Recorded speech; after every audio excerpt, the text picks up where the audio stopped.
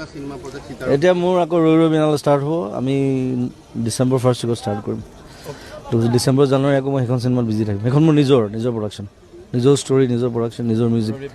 আৰু প্ৰথম অসমীয়া চিনেমা হ'ব চাগে অকল মিউজিকেল, য'ত মাৰপিট চাৰপিট নাথাকে, একো নাথাকে, ঘুচিয়া ঘুচি মাৰপিট গুলীয়া গুলি এইবোৰ নাই, অকল মিউজিক। আৰু মই একদম বেলেগ এটা ৰূপত ওলাম তাত। বেলেগ এতিয়াই কৈ নিদিওঁ। আৰু তাত 3টা ছিংগাৰ আছে, নীলাকাশো আছে, আচুৰ্যও আছে, ময়ো আছোঁ। ইমান ধুনীয়া গোৱা তুমি, মই বিচাৰোঁ সকলোৱে তোমাৰ গান শুনক। আৰ্টিষ্টৰ এটাই পলিটিক্স, সদায় ৰাইজৰ লগত, ৰজাৰ লগত নহয়।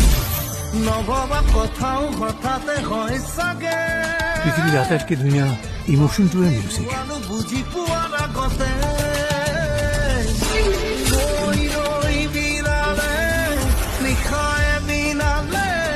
ৰাতিপুৱা কেতিয়া